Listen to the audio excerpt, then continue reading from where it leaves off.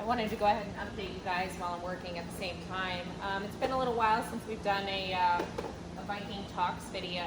A lot of that due to the circumstance in the world, but mostly because we're busier than ever. And we do a lot of sharing on social media and other outlets and stuff like that. So people do kind of stay updated with us on that.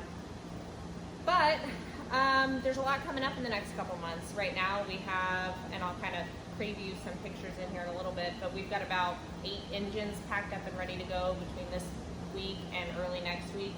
A lot of Zenith Super Duty kits, a lot of Zenith 750 Stolen Cruiser kits, and that brings me to one of the newest updates that we've done, which is our variable pitch propeller. Some of you have seen some of the stuff that's been going on with that, and it's a really big game changer, not only for the performance of the engine itself, but also for the simple fact that you're going to get great cruise performance, great takeoff performance, similar to that of a STOL, even in something like a cruiser. Get incredible miles per gallon, hours per gallon, however you want to say it, with the setup. And so there's no real sacrifices being made. You don't have to pick the best pitch to provide the best cruise or the best takeoff, or in some areas usually sacrificing somewhere.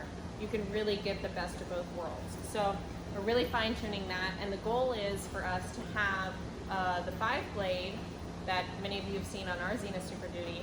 We are crossing our fingers that Duke can get it to us before the open house, because we want to be able to do those demo rides for you guys and share what it really can be done with the variable pitch propeller.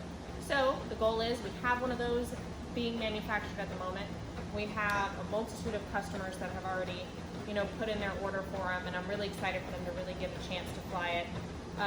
Dave Talema in Texas is doing a lot more testing and playing around with takeoff and climbs and everything in between there. So, but that reminds me, as far as Texas goes, we're going back to Texas. As many of you guys know, we've been there twice now. 3 times if you count us selling our own propeller, or not propeller, our own Zenith Cruiser that we sold to a lovely gentleman there. Well, the goal is we are going out there to install another 130 on a Zenith Cruiser. And while we are there, oddly enough, we are 5 minutes away from the last installation that we did there. So we're all going to get together. And not only that, we're going to have that cruiser that we sold. He's going to fly in. Dave Talema is hopefully going to fly in as well. We're hoping any of our Texas people that want to get together. We have some prospective customers and also some brand new customers that want to get a really good look at an installation and how it's done. So everybody's going to really get together. Alan's been gracious enough to kind of let people stay over if need be, and obviously allow for us to visit as well. And I am really, really looking forward to it. And for those people that are interested in the in-flight variable system for the propeller, we're going to be doing an install on Alan's aircraft while we're there of one, along with Mr. Bill, who we're doing the fresh install on. So you're going to see 2 instances with that installation. So really looking forward to that as well. And then we have, coming up not too far after that, we have Zenith's Homecoming.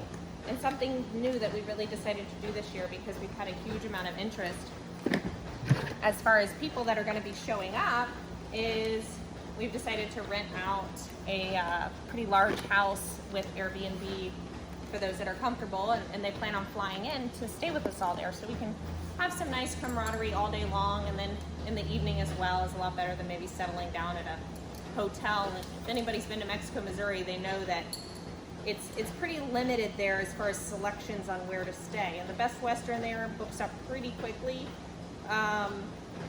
So we kind of wanted to get together with all of us flying in. Carl and Terry expecting to fly together from Michigan with their 650. We're hoping Mr. Fay will fly in as well. Dave Talema is expected to fly in. Hopefully weather doesn't deter any of that, but we're really expecting a lot of our Viking crew there. And to me, especially this year, means we haven't been able to have the get-togethers that we really wanted to have at Sun and Fun and Oshkosh, and all these delays that kind of keep happening. And we just never expected to be in this position. and that's okay. It's giving a lot of people a great amount of build time, and but Zenith's homecoming is always one of my favorite things. There's something about that's a little less stressful, a little more low key. It's, you really get to hang out, catch up, and you know, most of our customers, you know, who are flying happen to be relatively, Mexico, Missouri is relatively central. It's, you know, they can really fly in and get a look at their aircraft, kind of tweak everything, see, get their questions answered, talk with us.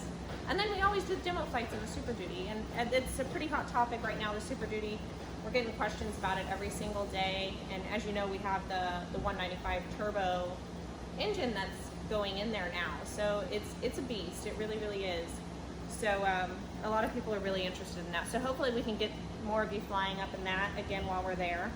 Another thing I wanted to mention, Mr. Tisdale has been, if anybody of you follow Mustache Flyer on YouTube, has graciously going to pick up our Zenith 650 that we just purchased. So if anybody doesn't know, we're on to the next project. We'll always keep our Super Duty obviously here, and it's always going full speed ahead. And we'll be doing some more flying in that too, with the third seat in the back and the kids, and a little more traveling soon. And so the Zenith 650, it will be here soon, and we're really looking forward to digging in on that. If anybody knows, I'm a student pilot. I'm still working on it. Time is more of an issue than anything. I think it gets in the way for a lot of us, but Jan's slowly showing me around the ropes, and I'm having a lot of fun doing it, but I need to really zone in and take more advantage of it as well. So I'm really hoping by the time the 650 is done, I can start flying it, because we also have another 650 on the way here too as well. So we'll have two of them here. So I really would like for, if it finally gets to the point where me and Jan can go flying together in the 650s, would be absolutely amazing.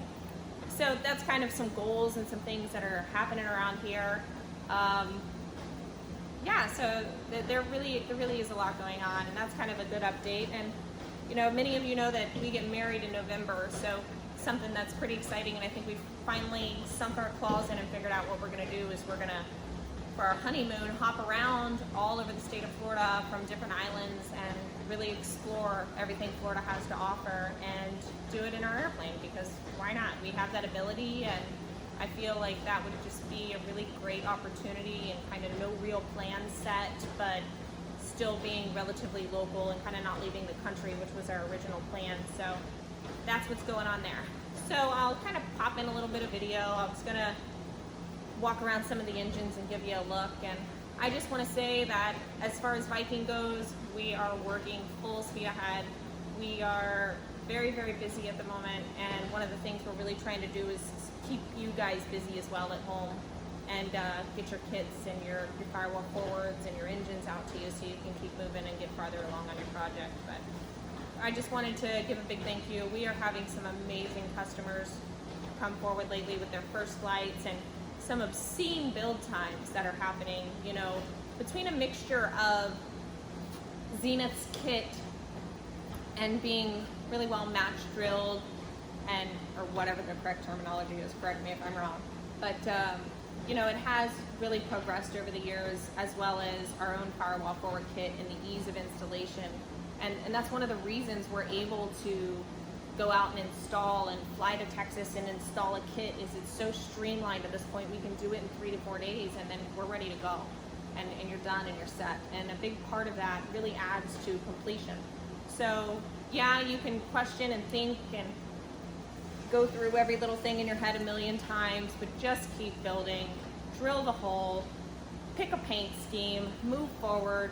Don't let it sit around, and keep moving on your project. That's just a really good motivation to see some of these guys finish, and some of the gentlemen in Mexico, Francisco and Ricardo, and all of them out there working on their projects were moving in like no time flat, and I think they finished in less than 130 days. And Paul, many of you have seen him on Facebook as well, has also finished in like a record like 230 days. I mean, and it's absolutely amazing to see. So they go from starting something to finishing an entire project.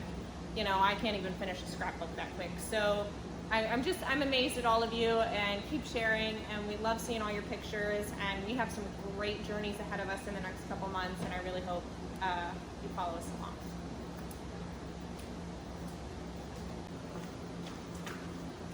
I forgot one thing. I am going to, directly after this, you're going to see a nice little slideshow of some people I wanted to give a big thumbs up to, some of our first flights, airworthy certificates, people that have swapped out engines and put in our engine and are now full speed ahead and flying, and I just wanted you guys to give them a nice congratulations. Thanks, guys.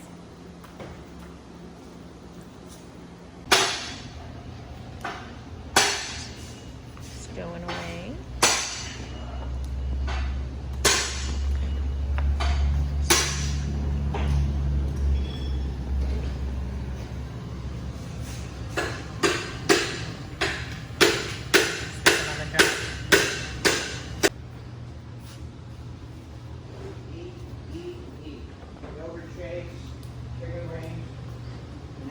I just wanted to kind of show you guys, this is one of the engines that are leaving today. If you notice behind the gearbox, this is kind of one of the adjustments and changes that we've made to the gearbox for the newer systems to handle the variable pitch propeller. So the rod actually goes, you know, up through here, all the way through the gearbox, and then through here. And then there's usually some attachment of the actuator and stuff right there. He hasn't bought the prop yet. He's just getting it set up. He plans on doing it in the near future, so we've got it all ready for him. That way he doesn't have to send the gearbox back later. So, it's ready to go. Shipping out today. And I'm just showing you a quick comparison so you can see the difference. On this one here, you can see obviously that's not there. You have a vent going out the back of the gearbox there for the gearbox. In the newer systems, that is actually where the propeller is going to be going through there, and then so you'll have a vent a little bit lower instead.